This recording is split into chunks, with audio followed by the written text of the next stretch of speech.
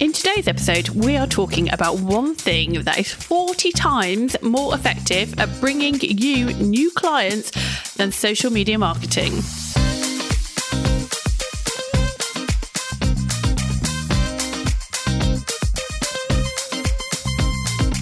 You're listening to the JFDI podcast, and we are the two Lauras. We've built and sold several businesses between us, and we've both worked as freelance social media marketers for many years. But there's one thing that we wish we'd done sooner and better in each of those businesses. And we're going to dive into that in this episode so you can learn from our mistakes and our regrets. Before we get started, we'd love to hear from you. What do you think of the show? What would you like to hear us talk about? And let us know by leaving us a review wherever you are listening. Since we joined forces back in 2019, we've helped thousands of freelance social media managers to grow their business, and the one thing we see people doing time and time again is ignoring the need for an email list or just burying their head in the sand and hoping it will go away. But when we say that not starting our email list sooner is the biggest regret that we have for every business we've ever had, we're not exaggerating, are we? No. Like, that is the biggest regret we've got. And we probably fall into one of three categories. And we think that there's usually three reasons that social media marketers don't have an email list. So listen to these reasons and let us know which one you think applies to you. So it could be that you have absolutely no idea where to get started with the tech. You don't even know what lead magnet you should use, how you even get people on your list in the first place. Like, what would you even say to them in an email? It's all like massively overwhelming. So you end up ignoring it. You hope that it will go away, or somehow you'll magically wake up tomorrow and there will be an email list magically built for you without you having to do anything, if that would be the dream. Wouldn't that be nice? Oh, it would be amazing.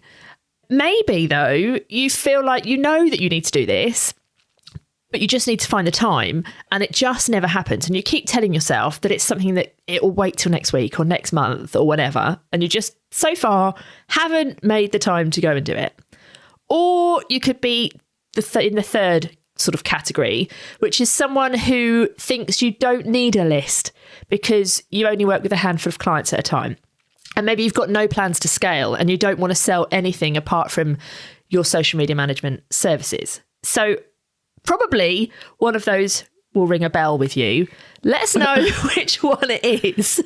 I think we probably fell into all three of those categories at various points. 100%. Yeah. Absolutely. Yeah, definitely. The trouble is, though, I guess, is that deep down you probably know that you do need a list, and you understand that you probably should have started a long time ago.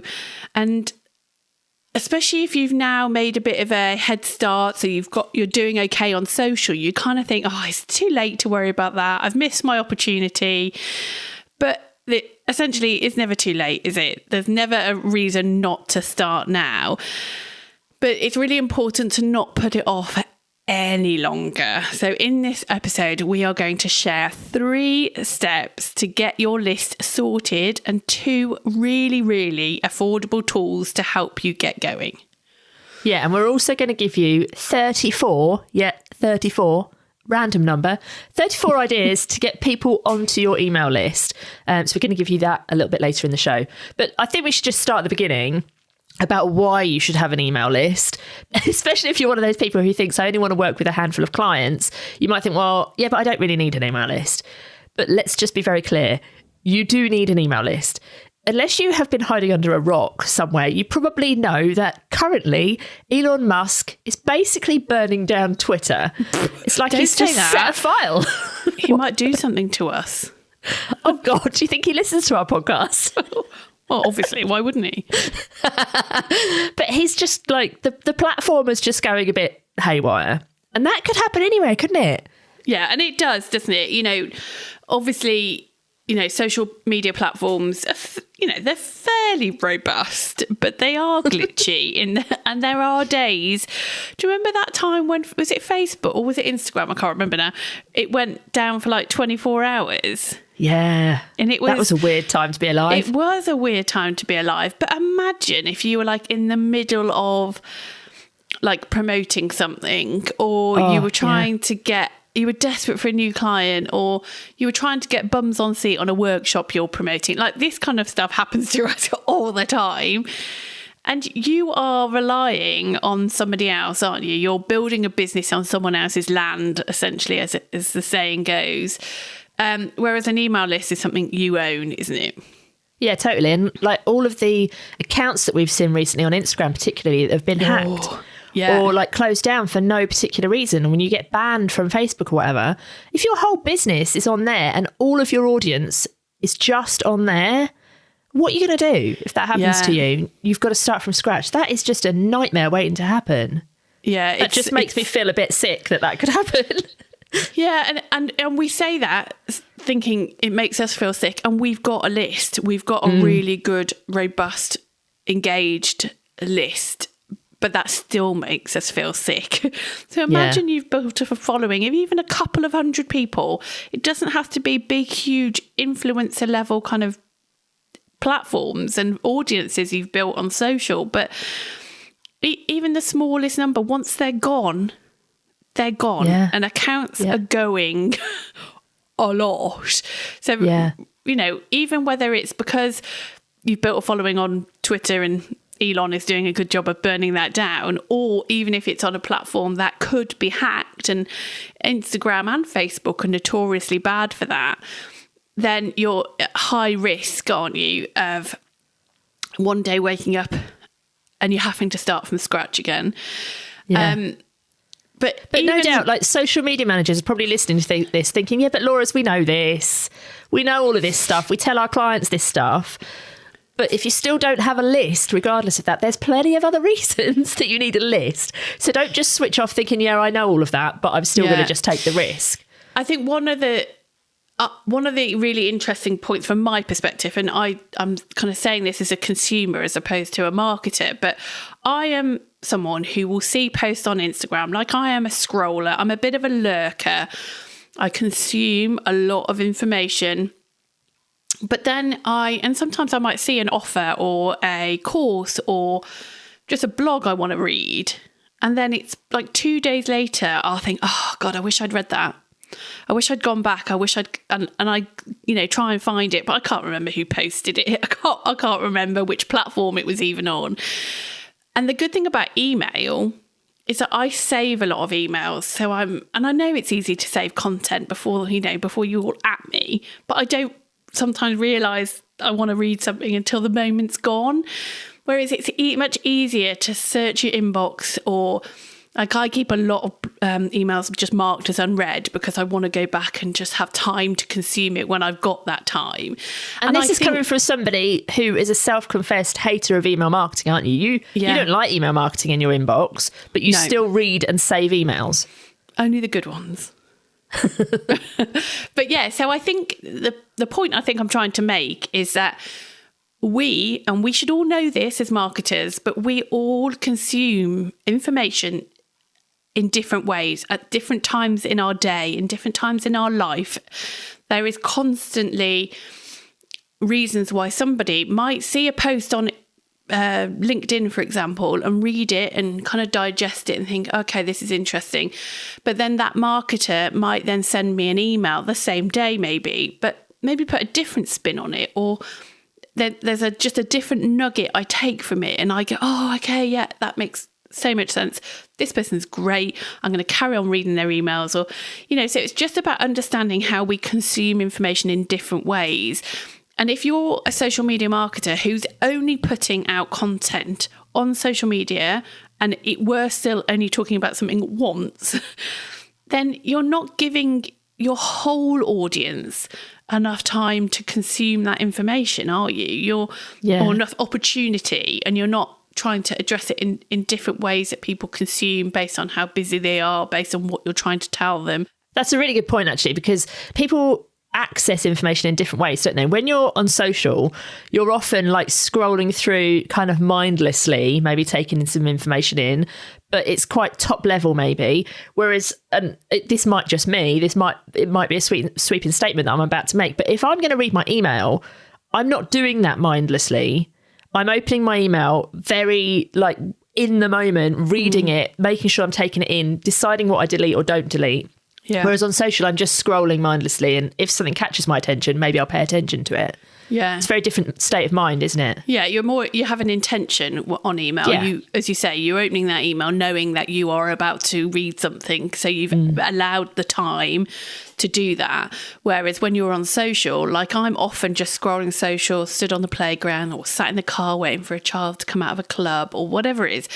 So they're not necessarily the times that I am ready to consume a lot of information. And as you all know, I say it enough, I don't like long copy. So if I see more and I press it and like a whole ream of paragraphs, show, I'm like, oh, I just carry on scrolling because I need quick and easy to consume on social. But when I'm intentional, I will read more, but that's on my email normally because I'm being intentional. Yeah, totally. So that's two reasons then. Firstly, obviously, the state of social media, it's not your own audience. Secondly, being able to give people different ways of consuming information. But this third reason is a big one. And it's probably one that people just overlook so much, which is that the money is in the list. Yes. That is where you can make the most of your money. The average email list makes $1 per subscriber per month minimum. Like literally that is a bare minimum. And it's usually a lot more than that. So if, for example, you had 100 subscribers, you should easily be able to make another £100 a month. But that's the actual minimum, remember? If you had like 5,000 or 10,000 subscribers, you could make a lot of money. So that's one of the reasons that we regret not starting our lists earlier in all of our businesses previously, because we didn't appreciate the importance of that. But the thing is, like, yes, I can say you need 5,000 or 10,000 subscribers on your list, but realistically, you don't need a big list to make money. You just need an engaged list, just like you do on social media. And if you can get engagement on social, you can get engagement in emails. And I think a lot of people think, yeah, but I don't know what to write in an email. Well, you know what to write on social. It's no different. It's exactly the same. The point is where you can get $1 per subscribe. It's the same really now, isn't it? It is. Yeah, $1 per subscriber per month on email. You can't get that on social. No one's shouting about that, are they? No. I've got 4,000 followers on social, 4,500. I'm definitely not making 4,500 off my social media. No, that's the thing. But if you had them in an email list, like it's just, the money is in the list. We will say this until we're blue in the face now. So if we ever meet you and you tell us you don't have an email list, we're probably going to tell you that the money's in the list. You need to have an email list. Most of our revenue comes from our email list, doesn't it? Yeah. It's our biggest converter, which actually, as social media marketers, and there's two of us, you can imagine we would want our money to come from social media. We would want to be able to say to people, our social media is what makes us the money, because that gives us proof of our skill. The reality is that isn't the case. Our email is our biggest converter. Our social is our biggest lead generator. So we're still good at it, don't worry. But it's what gets people to actually spend money with us is our email. Like Laura in particular, like I'm not going to try and take any credit here. Laura in particular has invested a lot of time, like learning and seeing what people respond to and really honing in on our email. And we spend more time talking about our email and, well, I proofread our email. That's my part of it. If you've ever spotted a typo, Laura's proofreading skills are obviously really great. It's a reflection on Laura's copywriting skills. It's basically because we've recognised that it works for us. And that's okay. It's okay as social media marketers to have a more success with your email. And that's why you'll see we'll do launches and lots of people will be like, launches, I've not really seen anything. You've not really talked about it. It's because we're doing it on our email and we've segmented our list and blah, blah, blah, blah. So yeah, my point is email marketing is good.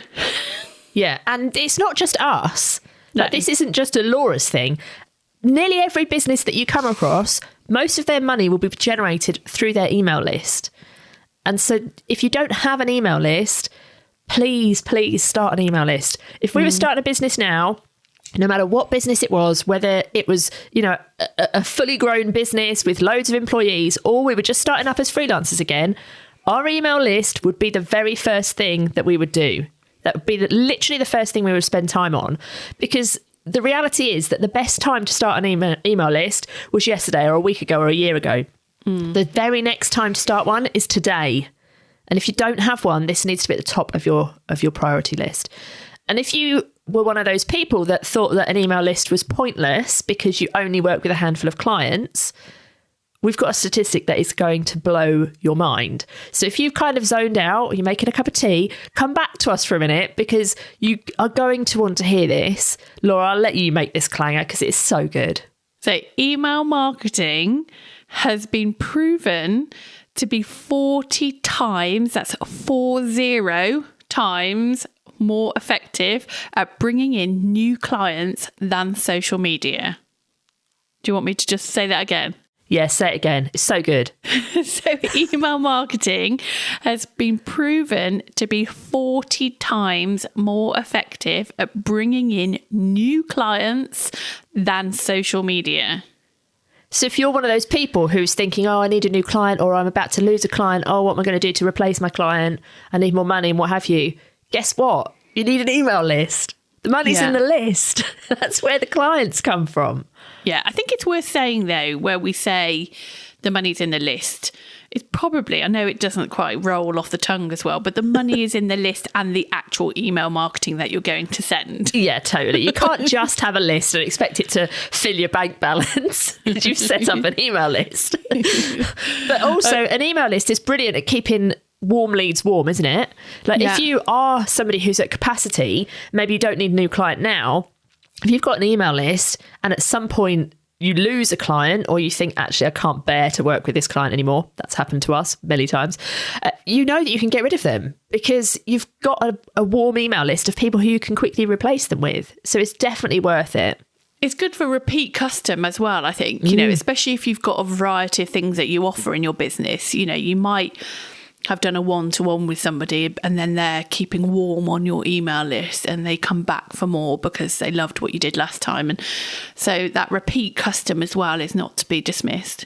Yeah, and if you think, this month I need to make a bit of extra money, I'm going to sell an extra couple of power hours or maybe offer some strategies. You've got a warm audience that you can send an email to and offer it to them. And yes, you can do that on social, but... I was just going to say, assuming you've been keeping them warm by sending regular emails. Yeah, exactly. Okay, so how do we get started?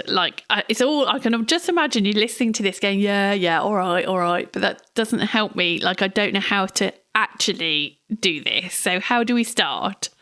Okay, so, and it's really, really easy to overthink this. But there's just 3 things that you need in place to get started. And everyone can manage 3 things, right? And actually, if you can't manage these 3 things, there's people out there who can help you to get these 3 things done.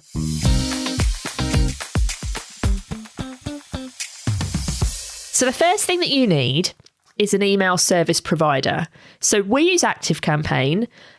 We have always used ActiveCampaign ever since we joined forces, and we do that because we can segment our list, we can use automations, we can build sign-up pages in there. There's loads of different things that we can do in ActiveCampaign that we potentially can't do in other platforms. But if you're just first starting out and you don't maybe plan at the beginning to have a massive email list, you don't need to invest in something as big or as expensive as ActiveCampaign. There are tons of brilliant platforms out there that you can use for your email. Lots of our community use MailerLite and they love it and they recommend it all of the time. MailerLite is really affordable. It's actually free for your first 1,000 subscribers. 1,000 subscribers, potential 1,000 extra pounds or dollars in your bank. So, and that's free that you can set up. Now, we don't personally use MailerLite, so I can't advise you on how to use it, but I can tell you that MailerLite includes landing page builders, which you're going to need. They're really easy to use. They're drag and drop. You don't need to be super techie. And of course, you can outsource it. You don't need to know code or anything like that, but it's really, really easy to set up MailerLite. And as I said, loads of social media managers use and love MailerLite. So have that on your list as something to go and check out. Yeah, if you're someone who's already got a list and you are wanting to push it to the next level and maybe need something a bit more big and fancy, then I think it's worth saying, if Laura Moore is addicted to finding new tools, new things in our business, and which is always fun, but ActiveCampaign is probably the only thing that has been a constant in our lives for the last few years, because it's good. It does everything that we need. So if you are looking for a recommendation, kind of you're past the MailerLite, then we definitely recommend ActiveCampaign. And I think the fact that we've stayed with it and not changed, it shows that it's good. Yeah, that's the thing. At some point, if you are going to go big and grow a big email list, you probably will grow out of MailerLite. Yeah. So you do want to just have that on your radar just for the future. But regardless of what you choose to use, and as you know, as we've said, there are plenty out there. So do some research, do the free trials, figure out what works for you. But the most important thing we want you to take away from this point is go do it. It doesn't take long to set up an account. Go find an account, go press the buttons and get yourself started. It's not going to happen by just wishing. You need to go do something. Yeah, so in our typical Two Laura's style, JFDI, go and get this done this week. We're literally challenging you to get this done by the end of the week. Just go and find an email service provider, create an account. There you go. That's the basis of your list set up. It's not a big thing. The second thing, though, that you do need is some sort of way that you can get people to join your email list. So a lead magnet. And to start with, you just need one, okay? And it can be really tricky to know what kind of lead magnet that you should create, because there's so many things you could do. So we're just going to give you a couple of different types of lead magnet you could create. We'll start off with cheat sheets, because I think they're the quickest and easiest sort of thing that you could do. They're typically like a 1 or 2 page lead magnet, usually like a PDF, that's really quick, really simple for the reader to digest. So for example, it might be that your cheat sheet is 5 things that need to be in the perfect Instagram bio. Perfect, really quick and easy to do. Not too detailed, so it's brilliant for you. You can get it done really quickly. But also, because it's not too detailed, you might see it as a downside because you can't go into in too much sort of depth. So just have that on your radar. It's hard to prove yourself, isn't it? Like, what you want to happen with a lead magnet is people go, oh, this is brilliant. And because the amount of times I get lead magnets and I'm like, God, that's crap. And I just think, if that's crap, everything else they must do is crap. And that's it.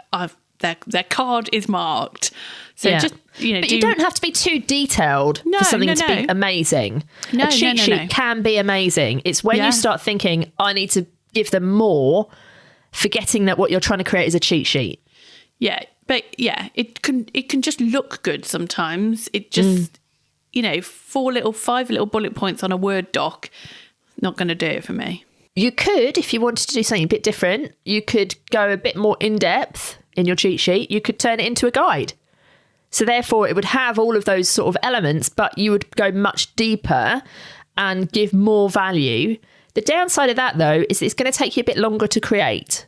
So it's, you're kind of weighing up time here. How much time have you got to create something? If you haven't got very much time and you want to get this done, cheat sheet's probably the way to go. If you've got more time, go in depth, do a guide.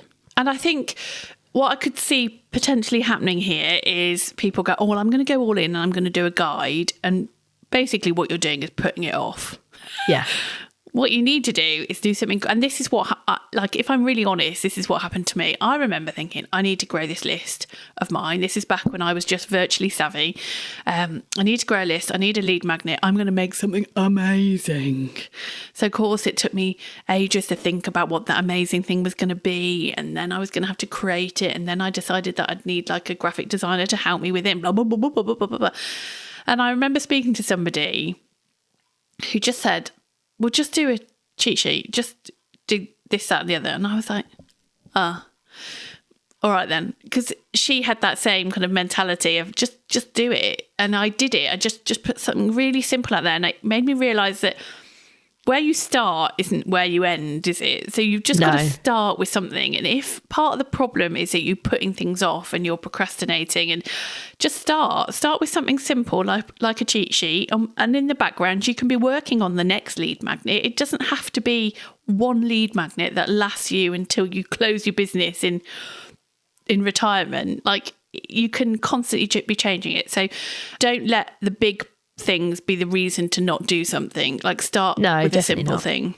Yeah, and actually some of our best lead magnets have been the most simple things, the things that we've just knocked up really, really quickly and not overthought. They've performed way better for us than things that we've given to our graphic designer to go and spend ages to make it look pretty and all of that stuff. We could have just got it out on a Word doc potentially. Like, paid for tools that help deliver it when actually they've not turned out to be the best. But it's fine. Like, we know that now, and as you know, we're big into testing different things. So that's fine. We've learned. But it is interesting that actually the things that we've kept simple and just got out there are still with us to this day. Like, we still use them now as lead magnets. Totally. The third kind of type, though, that you could create, if you're not somebody who maybe is great at writing, or you're not very sort of creative in making things look good, you could give people like a free audio or a free video training.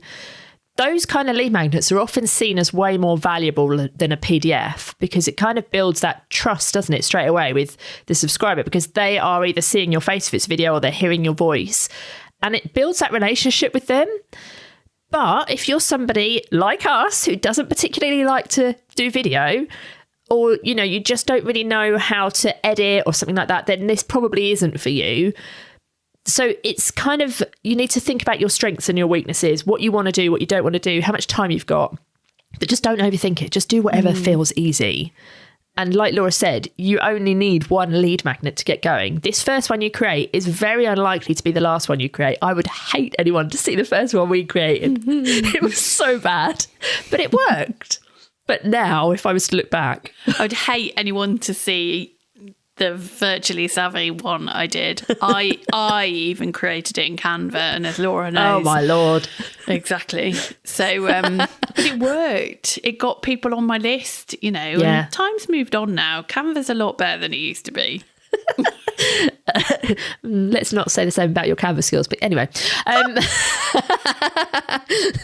So it doesn't need to be all singing or dancing. It just needs to get people onto your email list so you can start building that relationship with them. We, as we said earlier, have put together a list of 34 ideas that you can use for your first lead magnet.